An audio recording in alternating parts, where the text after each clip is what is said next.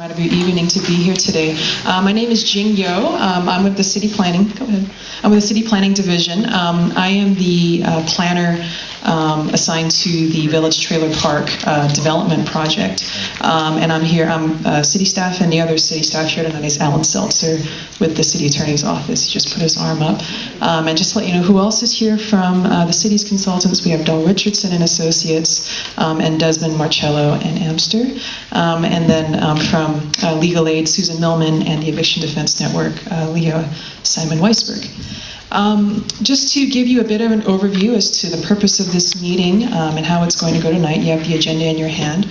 This is the introduction stage, and just to give you some information, there is some light snacks and water outside if you feel you can go outside and get that. You can't eat or drink in the sanctuary, and the restrooms are also just around the corner in case you need them.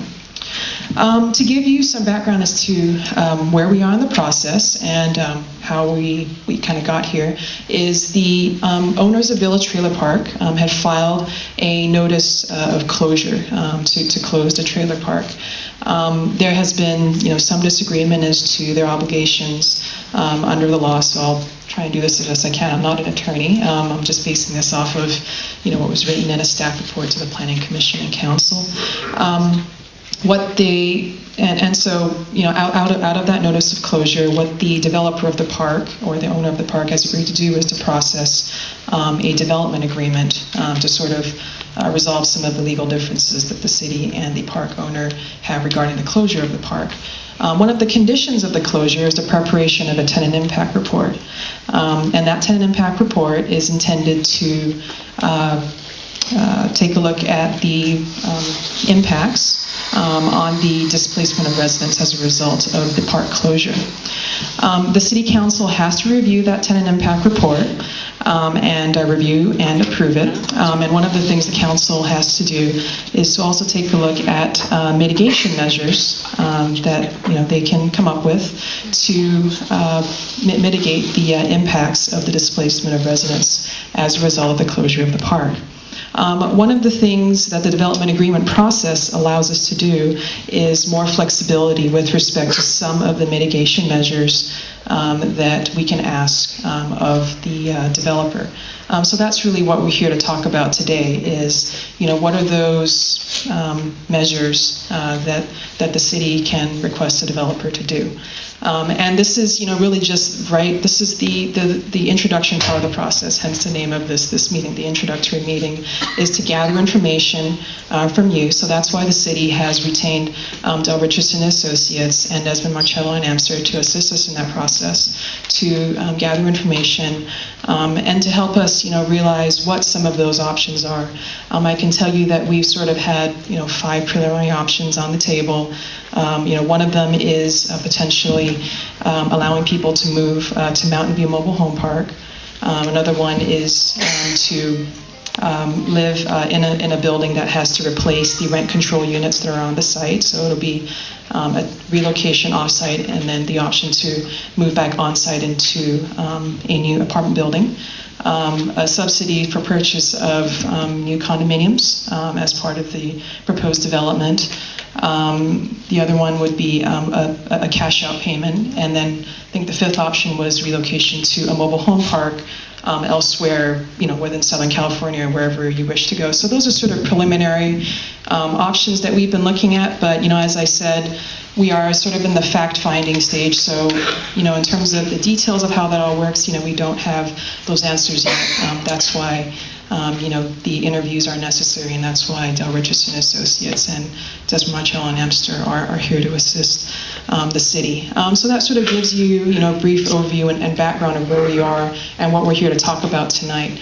What I'll do now is turn the microphone over to Leah, and she's going to give you some details on an issue that I know has been important with respect to the confidentiality of the information you give us. Good evening. I think most people know me. Legal Aid and Eviction Defense Network have been working on this for the past year and a half. One of the concerns that came up that we heard from the board of the Residents Association was the concern about confidentiality when you were being interviewed. And you're going to hear more about the process of working with the relocation specialist. And the question was, you're giving over this information, what's going to happen to this information?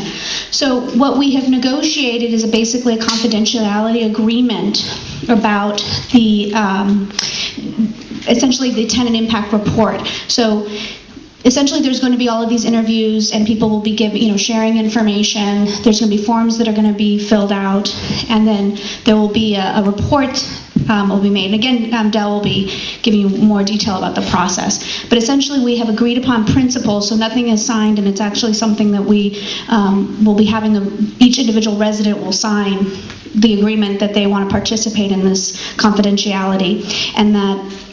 And so I think that hopefully people will feel comfortable being able to share information so that these impact reports can be very reflective of what is happening, in your life. The other issue that came up is that we don't want any information, you to feel that any information you give that somehow can be used against you in an eviction context. And so we have negotiated with the park owners that they will not, during the period of this whole process, during the development process, that there will be no evictions for any basis other than non-payment of rent or a nuisance. And a nuisance, we're talking about something very, very serious. So these are things that are, in principle, have been negotiated. These are things that will be shown to the board, and then obviously as individuals you will agree to. But I think that this idea that, trying to figure out who lives where and different concerns that people have, we hope that those will have been addressed. And does anyone have questions specifically about that? Yes, the issue wasn't that we would be evicted while the process was going on, but that the information provided on an individual basis would be used to limit what options were offered to individual people. And also regarding the confidentiality, is there any way to pool the information so that, yes, you can use it to determine what the owner would have to pay to mitigate, but that the information isn't tied to individual trailers and individual spaces, except by an alternate person after the fact? That is what's happening, that the information is going to be gathered and it's not going to be identified by individual or by unit for the impact report. Okay. And the raw material, so the actual context of your interviews, the notes that the consultants draw, is all completely confidential. Then they do have to produce a report that will have, essentially, what the idea is that basically there's going to be a kind of a confidential key. So it is possible to figure out who, let's say we call it, A1 would be the first one, and every unit would be kind of randomly given a number. Okay. And then it would say there is a family that consists of X, Y, and Z who have these individual needs, and these are the mitigating factors that they would need, and these are the options that would work for them. Okay, and the report would have some version of that. So it's not your name or your unit, because obviously that it's giving up your private story. In terms, there's a separate agreement about eviction, so that basically during the period while all of this is happening, the park owners have agreed they are not going to make any efforts to be trying to find other bases as long as people are paying. We felt that we couldn't say people could stop paying rent and they still couldn't evict during this process, and we felt if there's some major nuisance going on, if somebody's decided to, I'm not going to give an example, but that those would be, so that somehow people don't have to worry that someone's trying to walk around or have the perception that somebody is going to use any of this information or trying to use this information to basically reduce the folks who are still living here. So they're two separate issues. But there's also the issue of confidence. What you're collecting the info has to do with us. There's no need for that information to be provided to any other party. It's not going to be provided to anybody. But the thing is, they have to produce a report that is going to go to City Council that's a That public becomes a process. public document. Right. So that means anything we say to anybody becomes public knowledge, period. No. The only thing that it's going to become public is the report that they make that's not going to have information that is identifiable by your name or your unit. It's going to say there are X amount, there is a family that consists of this. There is a family that consists of this. So what's going to will remain confidential is the raw, so what we're calling raw data, meaning what actually goes on in the interviews. Their notations. And do we get a copy of those notations? Well, I think Ms. Richardson will talk about all of, I don't want to be describing the process, but that we've made, I think from our perspective, obviously, we had to do this, try to get as much accomplished by tonight. We feel that the concerns that we understood have been addressed. We need to, we'll hear back from you guys if you feel that. And each person will individually agree to it. So it's not like whether you like it or not, you've agreed. So. And can individuals make adjustments in what they agree to and don't agree to so that it's individualized? Probably not. I think that, you can give us those examples of what those concerns are, but I think that we probably got if based on the conversation we're having with you right now, I think that we covered the kind of confidentiality. Also, within the reality of this is a government process, and you can't, I appreciate that. So, all right, maybe we can talk more about it afterwards if people have more questions, and I'll pass it on to Del is next. I was just going to say, what you will do is code us, so it will be down as a code, and hence a statistic, not a name. Correct. Okay. Good evening, everyone. Thank you so much for coming on Friday the 13th. Please do get some refreshments, and hopefully afterwards we can get to know each other on a one-to-one basis. I am Del Richardson of Del Richardson and Associates. This is my partner, Dionisio Marquez of DRA. I'd like to introduce our staff. Will the DRA staff ask them to come in and stand? Ms. Sharon Bates, who's one of our consultants and who will actually be writing the impact report. We have Donna Dewberry, who's a consultant. You might see her out in the park. We just want to make sure you know who we are and what we do. We have Robert Leon. Can you please stand, Robert, so they can see how handsome you are? We have Isaac Diaz, one of our senior project managers, and we have Tony in the back, and we have Dennis Richardson in the doorway, so that you know who we are. If anyone else comes from our office and they weren't here today, tell them they're not supposed to talk to you because they didn't come from my office. Just like to tell you a little bit about what we are contracted to do with the city and address some of the concerns that you may have as it relates to the residential questionnaire. We're contracted to interview the residents of the Village Trailer Park and prepare a tenant impact report in accordance with state guidelines. Now, what does it take to do that? Basically, our job is, in simple language, to find out how the development of this project impacts you. So we will ask you questions about your occupancy status, if you're an owner or a tenant. Sometimes you might be both. You may own and occupy the mobile unit, but you're renting pad space. We want to know who lives with you, and is this your primary residence? Now, what does that mean? It means if you have more than one home, is this the primary home that you live in most of the time? Or if you live here 6 months out of the year and 6 months somewhere else, those are the type of things we need to know. The term of your mortgage or your lease. If you are still making payments on your coach, we'd like to know the terms of that mortgage. Or if you have a rental agreement or a lease, we want to know how much you're paying, what utilities you pay, what you get for that amount of rent paid, and when does that lease or rental agreement expire. We'll be asking you what other items you have on the lot outside your coach. If you have two coaches connected, I saw some really unique little yards and fencing and other objects there. Please do tell us about that. If you own it or it came with the coach, if you're a tenant. The bedrooms, the number of rooms, and how you define the number of rooms in your living space. We'll also know about your income and the income of every person in that household that lives in the coach.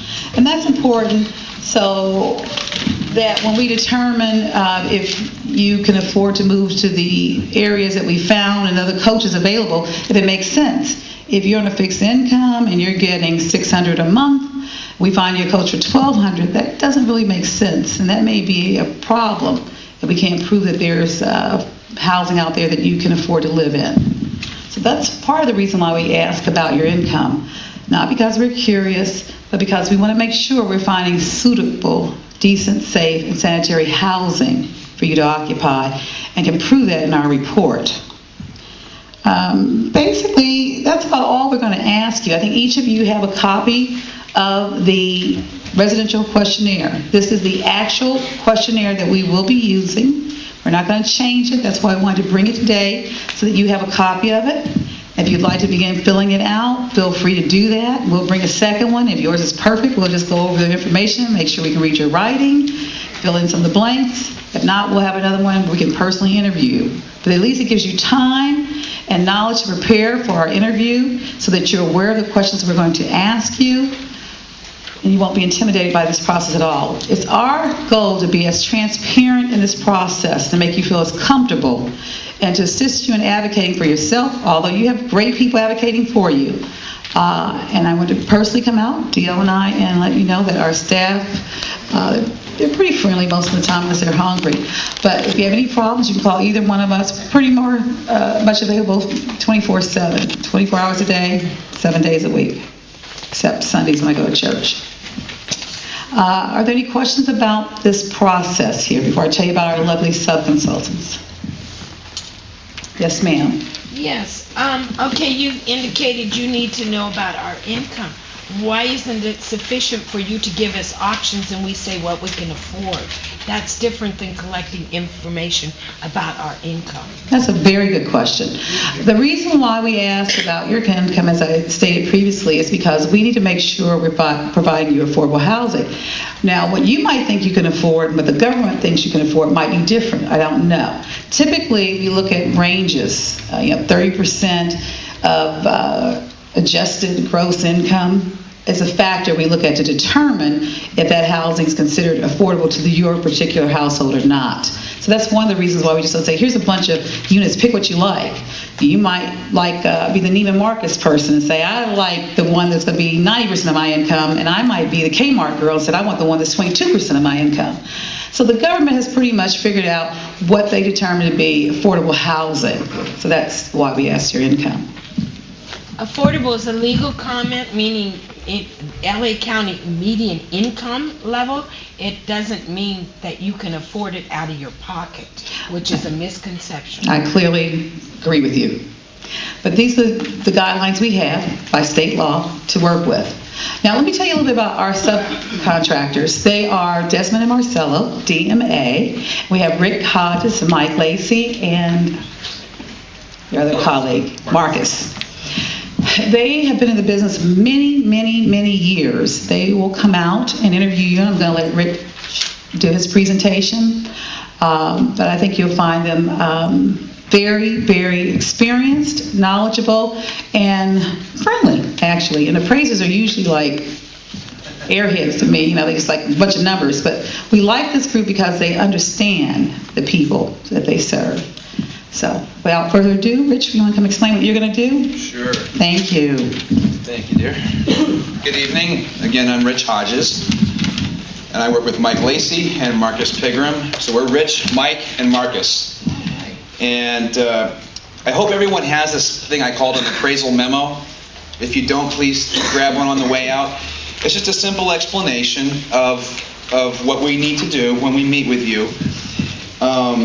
We're hoping to conduct our interviews / inspections between March 23 and April 13th. It's about a 3-week window right there.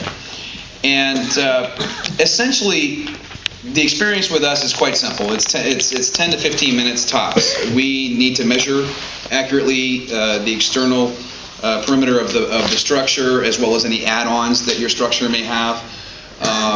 Write down any amenities that have been built on, whether it's picket fences or little walkways, things that may, other improvements that may have been made to the home.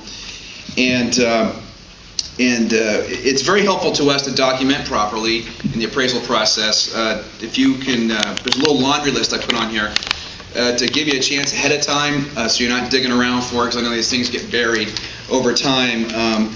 Documents that help us in our process, in our appraisal process, as well as just to properly document which home we're talking about, would be a certificate of title. Bill of sale is very helpful to us. And that, by the way, that can be handwritten. We've seen handwritten transactions that have been signed by both parties, so don't be shy. If that's what you have, that's what you have.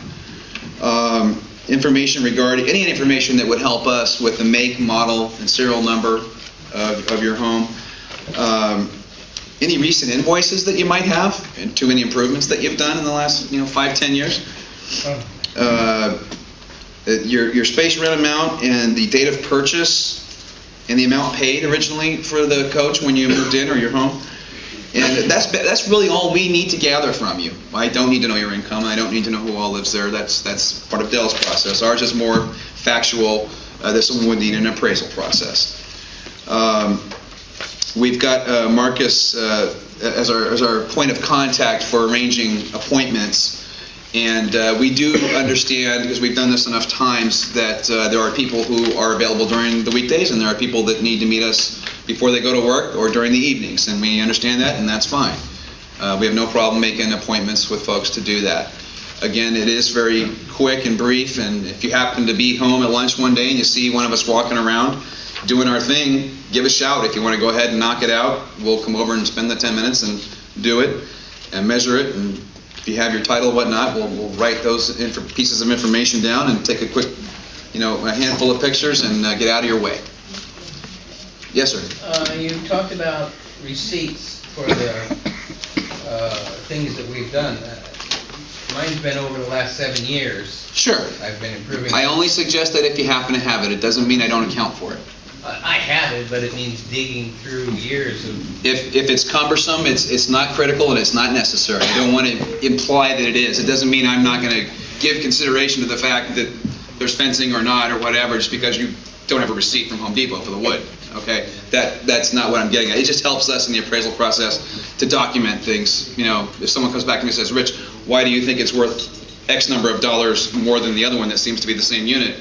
Well, they have a fence or they've built a walkway or who knows what. That's all. That's where it helps to substantiate it. What yes, is the appraisal for? I'm sorry? What is the appraisal for?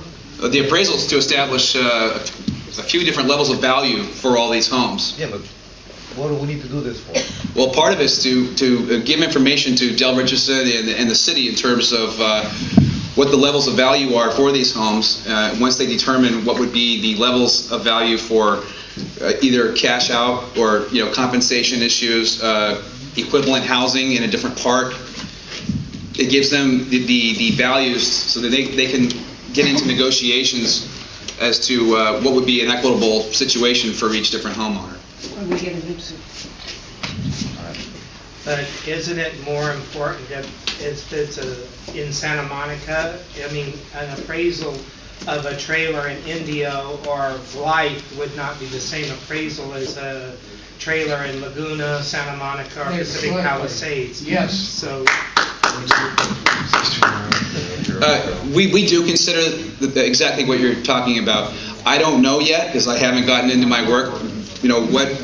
How much of a driver the Santa Monica address is versus anything relatively close by. We don't know yet. I understand your point, and no, we don't start our search out in Palm Desert and work our way back in. Obviously, the Inland Empire versus something that might be coastal, in my opinion, is likely not going to be a comparable. So yes, we tend to stick to what seems to be the nature of this community. The other ones we have to look at for comparables. Thank you for your question. Yes, sir. Will we be able to get a copy of your appraisal result? You won't be able to get it from me. The city will be the owner of our work product, so that would be something you have to discuss with them. Yes, ma'am. Does it help your process to come inside the trailers? Oh, good question. Not necessarily? Good question. It does help the process. As a part of our interview, we do need to step in briefly. It's not a high scrutiny situation. It helps us to understand on a coach by coach basis the different layouts kitchen appliances, counter work.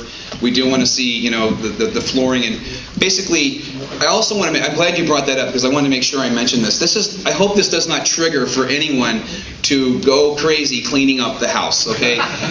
We see through all that. It's not necessary. It's not important to us. It does not increase or decrease value.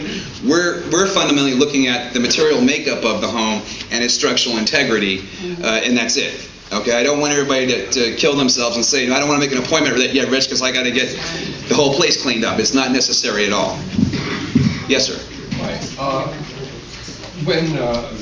Are you going to be considering also that some places have fallen to sort of general disrepair because on several occasions, on 3 occasions previously, we received virtually overnight eviction notices. And everything sort of, nobody then wanted to do any sort of repairs or construction work that needed to be done if we were going to be out of there in 30 days or 90 days. So, Do you factor that in? you see the problem? I understand what you're getting at. The only thing that might affect would be if there was a particular date of value that we were working from. Since we're still evolving as to all the different appraisal levels that we need to put together for the city, I'm not sure whether or not that would be a factor or not. She got you first. I'll get right back to yes, ma'am. Some time ago, when the city came into the people who had less. All right, I'll repeat it when she's done. Hold on. The city offered us a $4,000 grant to repair the violations in our trailer. The city never gave us any money. We had to go through this whole process of showing everything, all the money we had, and nothing was ever done. So, so nothing was ever done on my trailer, period. But I feel bad that the city came in and then made us do all this, give all this information. And in the end, nothing happened. Okay, and then nothing was done. It just disappeared. The money never arrived. Because the money didn't arrive to do it. Right. Okay. So we feel in your appraisal process, we would be penalized for not being able to make repairs that were promised to us? I don't know if that's true, but since you brought it up, I'll consider it and figure it out. Okay. He was next. My question is, concerning, let's say, at least 50% of the trailers in the park are at least 30, 40, 50 years old. Some of them are that old. Do you have a baseline as to where you're going to start with a lot of these trailers that are so old that they're really not worth a lot intrinsically? Do you have a baseline amount that you're going to start at yet? It's a good question. The different levels of value, in the different levels of value that we're going to put together for the city, in some cases, the age of the home will definitely have a factor when you're talking about sort of like quote-unquote just the blue book value of the box itself. Oh, yeah. Obviously, if it's 60 years old versus one that's 20 years old, there's going to be a drastic difference. Yeah. However, when you talk about its value in place, it's going to matter much less, drastically less. And then you've got different models in between. And as I say, we're still evolving the different levels of value that we're going to put together for the city. But meanwhile, we still need all the same data, regardless of which ones we're working with. So I don't know how long you've been working on this particular project, but have you already, in your minds, formulated what the... Not at all. I've done nothing yet. Nothing at all. Nothing yet. No, we're very disinterested parties in this. We are very removed from having any interest as to what the values come in at, and we haven't started our process yet. Oh, okay. Hold on one second. She's been very patient. I felt that you didn't thoroughly answer this question. You said, what were the appraisals for? Can anyone else answer that better than I did? That's right. Is it because they want us to move out? Or is it because they're offering cash? Rose, basically, when you have a mobile home closure under state law, the law says that the city can require steps to mitigate the impact on the displaced residents in a manner that does not exceed the reasonable costs of relocation. So what are the reasonable costs of relocation? The first thing I think we need to know is what's the value of what's being lost. At some point, we're going to get to the other side of the ledger of what are you going to get in replacement, and there'll be, you know, a subtraction or addition. But even if your trailer was not worth a lot under some methodology, you still have a right to the reasonable costs of relocation. All right, and that's the bare minimum. Now, what that means in terms of the dollar amount, and here are the questions. This is a process. We're going to get facts. We'll look at law, and then we'll come to some options and identify them for the council to make a decision. So he needs this information to start that process because that's the starting point. Is that pretty close? Dead on, but much better said than I did. He's a lawyer. All right, let me go to the back. Okay, if that's the case, let's say some of the trailers cost, some of them maybe they paid 15, 16 years ago, $150,000, $160,000. So he was saying, as long as you have your papers, he's going to evaluate according to that paper, right? You say, what was the paper? What was it? The cost in your beginning statement, you say, you bring all your papers whenever you put into that trailer. Sure. How much they, Sure. What do they pay for it? How much? What I said. Right. Some of the trailers, some of them they pay $150,000, $160,000. So right now, so maybe 15 years ago. Now, right. What value are you going to, according to this standard of living, you cannot get any place. If I get data like that, $150,000, where are you going to put them? Where are you going to put them at this moment? I don't know because I haven't done my appraisal work yet. But that's helpful information to me because it represents a transaction depending on where it falls in time. It's an indicator. It's something to consider. I don't know if it's helpful yet or not, but we like to have the information. Just because someone bought it 15 years ago at a certain amount doesn't dictate where our values are going to fall, but it's helpful information to us to know. No, but as soon as you say bring me all your papers, that's the evidence what they spend on this property. So sure. It's an investment. No, I understand. I understand that. In terms of, I hope they don't lose their money. I would hope so too. I hope no one loses a dime. Until we do our appraisal work. They need clear information so they can go on their own way to find out so to retain their money. I understand your point. Okay, I got a point. At one point, my place, right now it might be worth $10,000, let's say. But at one point, a few years ago, I could have sold it for $75,000. Are you going to appraise, how much, it's worth right now?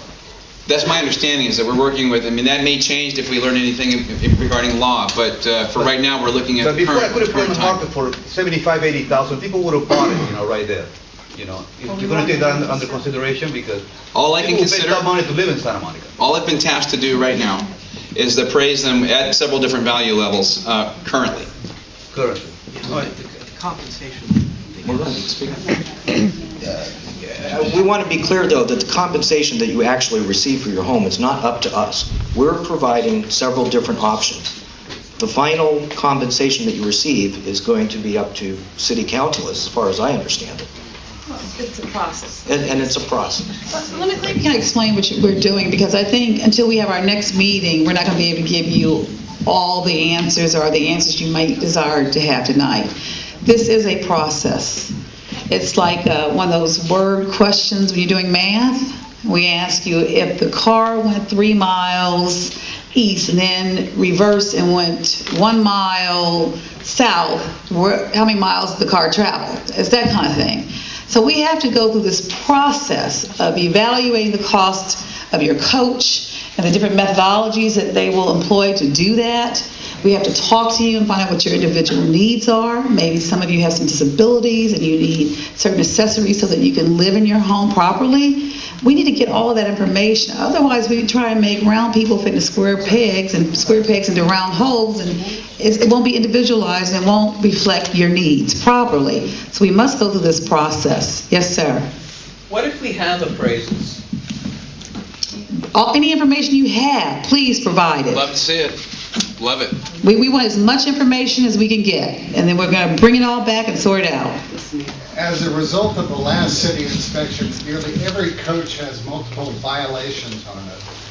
Will you ignore those violations, or how will those be brought in? Are you required to report any? It's been my experience that I'm not required to report any violations. I'm not a building inspector.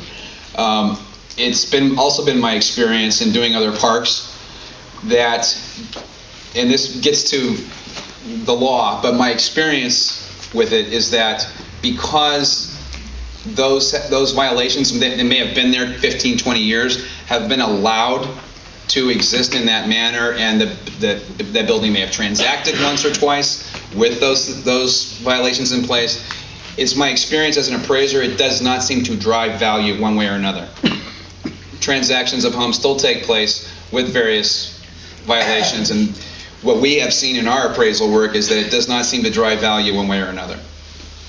Just like there's some single-family residences, we all are aware that people may put quote-unquote illegal additions on the back or whatever, but when you go buy the home, intuitively you're paying X number of dollars because you know how big that home really is. Even though the bank may say it's only 1,000 feet, it may be 2,000, and the market will bear a certain amount for the size of the home, period. Yes. Rich, you alluded to making several levels of appraising that you're working on. You're zeroing in on that? Yes. My question is as much to Alan as it is to you, and what Oscar alluded to is that because the closure was put upon us, our ability prior to that to sell our homes was stopped. And our homes had a market value at that point. So if, out of deference to us, you could make an appraisal based on the coach attributes and the market value for Santa Monica, because that's going to be a factor in what the city decides on this whole process, I think. Excellent point, and we are addressing it. We are going to be looking at it in enough ways that we, as best we can, pin down the differential between the two. If nothing else, we are looking at the, for sure, we're going to be giving them the information as though nothing went on. And it should be the market value when we receive the notice of closure, not today. Well, either way, whether I consider that actual date or not, I'm going to be one of our levels is to consider it prior to any notices going out. Okay. So that upper level, quote unquote, is being considered as well as the box and the other models in between. So. Can I have a follow-up question? Sure. It's to you, Alan, and forgive me, I don't really want to put you on the spot, but I'm used to it. But it doesn't get any easier. My question is this. I'm presuming that all of these gentlemen and lady are coming here to gather data, yet the development agreement has not been accepted yet.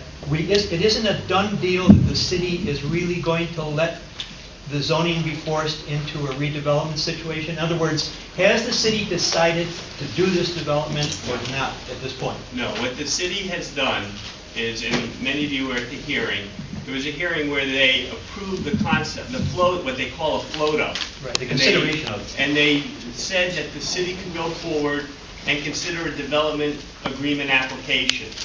And that's the process we're in right now. And it has, as I was explaining to the board members, a couple of aspects. One is the environmental review aspect of the actual development and the alternatives that will be considered. Not only the project that was proposed to the Planning Commission and the City Council, but alternatives will also be identified. The other part of it is, in order to close or convert the park, the council has to consider a tenant impact report as part of the state law. The city doesn't have a mobile home park closure ordinance. There's only one mobile home park. And under state law, we have to enforce state law even if we don't have a closure ordinance. So we're complying with state law. So these folks are gathering data to inform a tenant impact report, to tell us what the impacts of the closure is on you. And they're getting the financial data as well. And from that data, there are a number of ways to look at this. And the law will, unfortunately, there will be legal calls down the road, but we're not there yet. We don't want to prejudice this process at all. So there will be fair market value before closure, in situ, fair market value with the closure notice. There'll be Blue Book values. We're just going to get raw data, and we're going to use that to understand the situation. So there's been no, so let me just bring this to closure. We're in a process. We're processing and evaluating an application according to law. There's the environmental review, and there's the tenant impact mobile home closure aspect. And for the council to agree to a development agreement, there are public hearings, and they have to also consider the impact report and consider what mitigation to impose to ameliorate, to the maximum extent legally feasible, the impact of the closure on the residents. So you're going to have a whole planning process and a park closure process, all going back to first the Planning Commission, where there'll be a public hearing, and before that commission hearing, you'll get the tenant impact report as a matter of law, and then that's just a recommendation to the City Council. So we haven't started the EIR process. That's about a year. So there's some good news in terms of what your lawyers have told us tonight, that in that period, that maybe we can all work on this process with some hope that there'll be a tollings of eviction, and you've got a confidentiality of the residential questionnaires, and that we can just work together with these folks to get raw data. And from that, there'll be a public process, and it's up to the City Council. Staff doesn't make decisions. We've got to give them the reports and the information. They're going to make that decision. So what's the time frame? Time frame? I would say the Planning Commission hearing is probably at least... To complete everything. I can't speculate. You're not allowed to speculate, but it's not going to be... It'll take at least a year in my experience to get to the Planning Commission. To do an EIR, to have an environmental impact report requires a scoping meeting where you get to come and you look at the project, and you get to talk about what should or shouldn't be built here, or what alternatives. And once we get the alternatives, then the staff has to prepare a draft environmental impact report, which goes out and it has a 45-day public comment period. And then the staff has to respond to those comments and prepare a final environmental impact report. All of that has to be completed before we can have a hearing before the Planning Commission. So after the hearing, how long will it take to get that? Well, then after that hearing, there's a recommendation made to the City Council. It could take 2 or 3 months to get to the City Council hearing, and at that point they would make a final decision. If they decide to disapprove the project, we're back to square one. If they decide to approve it with conditions, well, then they would also be approving the impact report and the relocation plan, which would also be debated and discussed in public. And that would give you the alternatives that would occur in terms of relocating to whether another park or to the rent control building that's supposed to be built on site as currently proposed, or somewhere else, some other option. I don't want to propose those options. So let's say we have 18 months, 1,800 months. Let's say 1 year and 6 months to get all to this point. If not, we go to square one, right? Excuse me? How long we going to be trapping here? He wants to know. The thing is, we have 1 year and 6 months to go through all this process. For the developer to process this application to the City Council, I can't speculate, but it could be a year or more. All right, any more questions about Mike, Rich, and Marcus and our visit to your home? Yes, ma'am. Yes, it keeps being brought up that reasonable, that it's a comparison between what's reasonable and what isn't for the development to go through in terms of mitigating impacts to us. Who defines reasonable? You're out of my league. I asked a question about the appraisal process, but maybe someone else can address your question. And why are you doing the appraisal right now with, what, a week or two notice? A week or two notice? Right. If you need more time, you need more time. We've got a window of about 3 weeks to actually do it, and that's what we'd hope for. If it's too... That's like getting notice you have to move out. Just to let me come and visit and gather our data? That's correct. Well, if you need more time, you need more time. Okay. And Alan, whose definition of reasonable and what criteria is being used for that reasonable? Well, the City Council ultimately determines what mitigation measures are imposed. So it will be the city council who determines the definition of reasonable that's being applied? I think ultimately, yes. And they'll be there are ordinances, closure ordinances, there's law, and we'll try to put all that together in a staff report. But right now, just the raw data needs to be obtained, even to apply the law. And we shared that law with your attorneys, and they have it. So we've got to figure out what works. And it's much more complex than I can, expound upon it. Just mean that's not the purpose of this. And can we get a copy of that data? I mean, that. The cases are out there. I'd like a list of that, please. So I would encourage you, if you can, make an appointment with us so we can gather our data, because our appraisal process takes us a long time, and we need to get the data coming in so we can begin working on it. Yeah, we just want to get the ball rolling in the process here. Until we get it in, then it's going to hold up the rest of the process down the road. They're gonna come by A, B, C, D, E, F, or they're gonna come all at once? You make an appointment with us. Yeah, we have a phone number on this memo, and if you will call Marcus, let him know that, hey, I cannot see you until I get home from work on weekdays after 6 or whatever your case may be, then that's fine. And we'll make an appointment with you and make sure that we don't disrupt.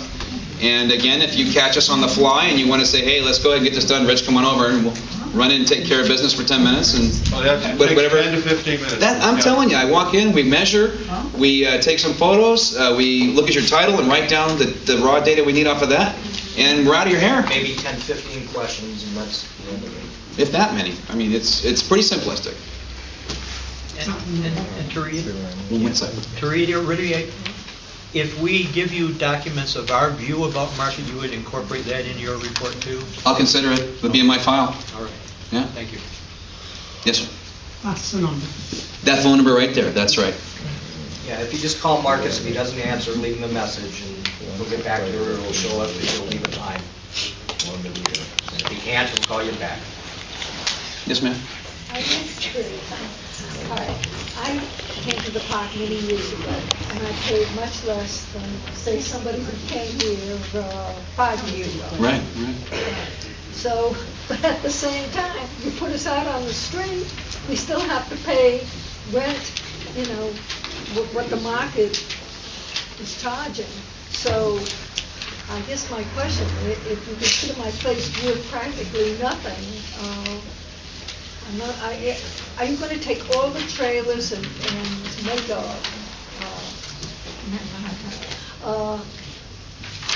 your report is you're going to take all the trailers and put them together or each person is going to be treated? We're looking at every home individually. Individually. Yeah. And every circumstance and every situation. Most of us, we don't pay the amount we pay for the trailer, we pay for the location. Yes. Some of the trailers, they're very, very old, they're falling apart. I understand. They're not worth too much money.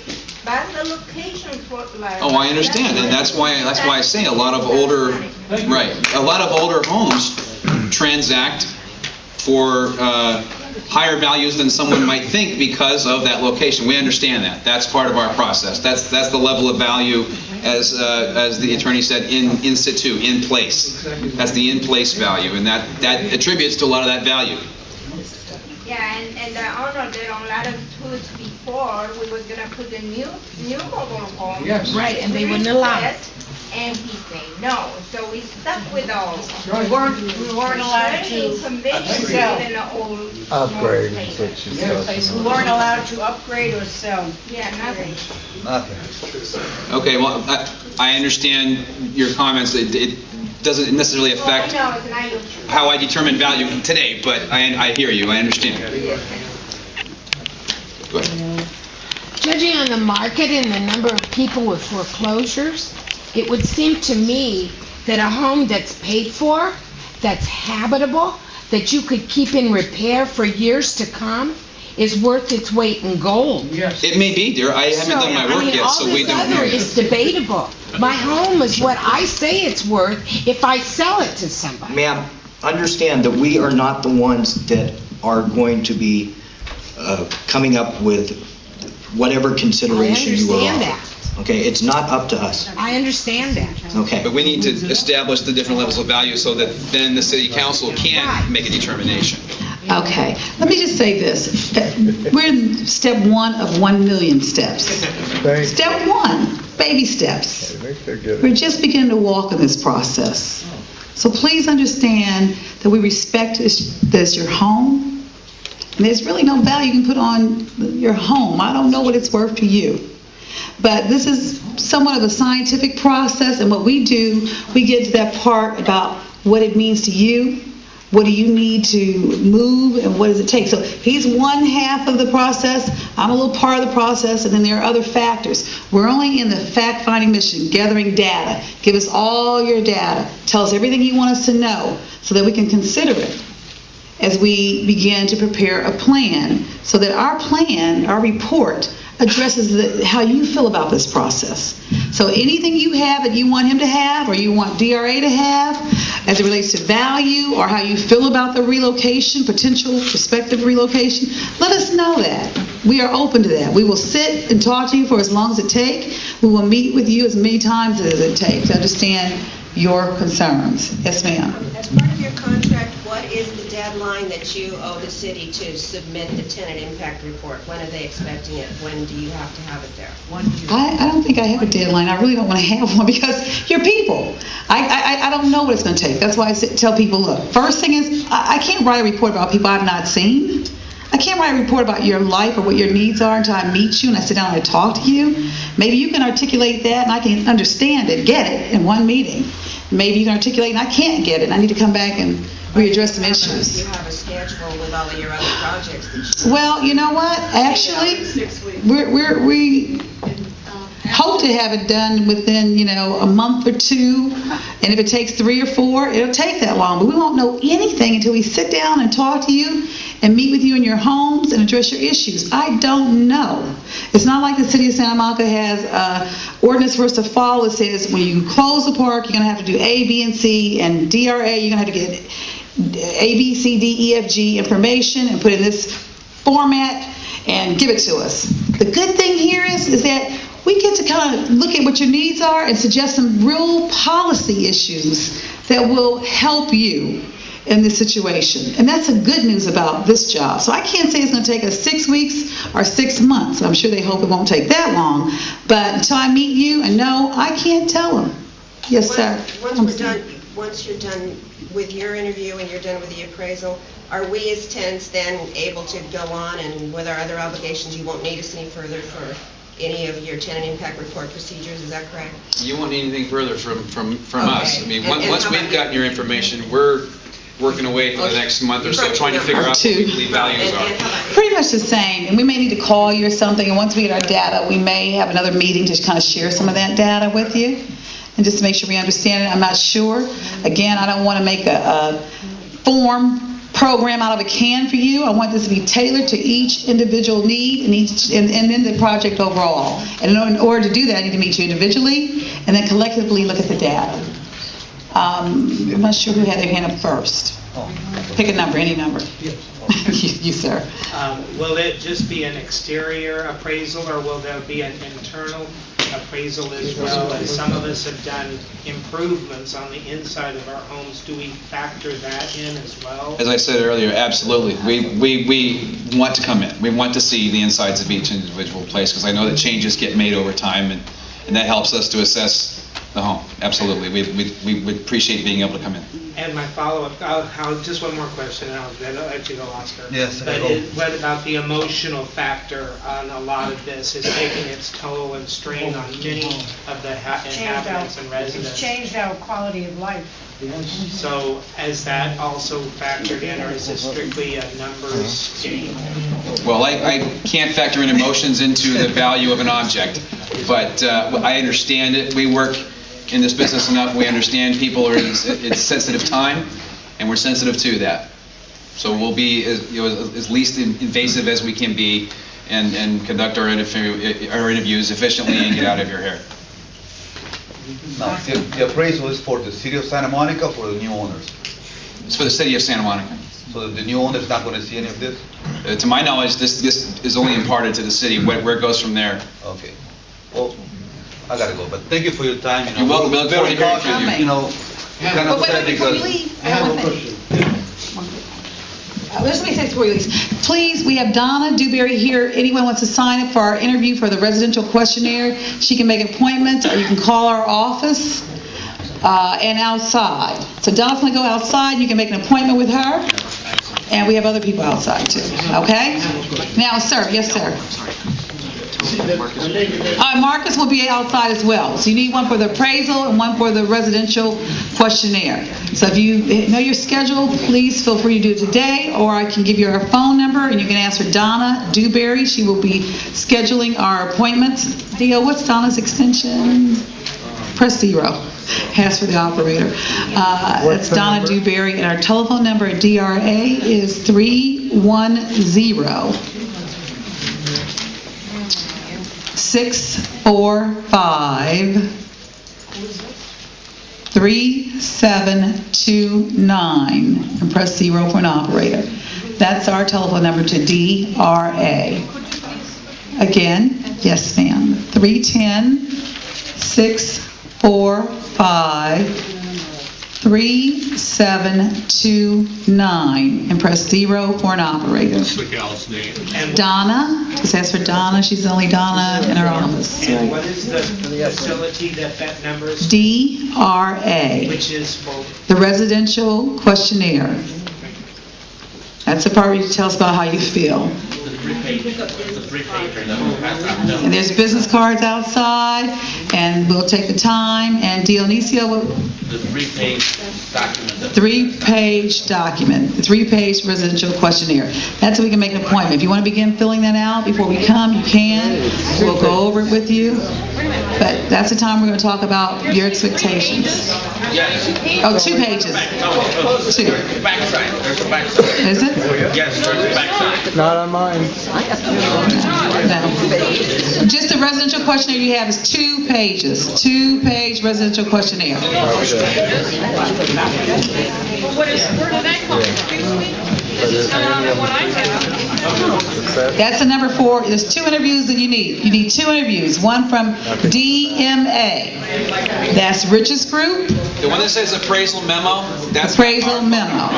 It has his phone number on it, and his person scheduling appointments is Marcus, and Marcus is outside.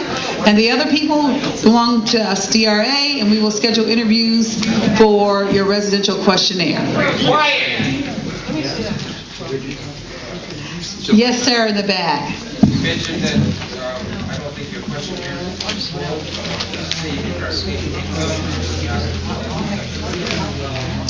Okay. I couldn't hear the question. He says that on the residential questionnaire, there's not a place for stated income. You have one? Should be. That's the one that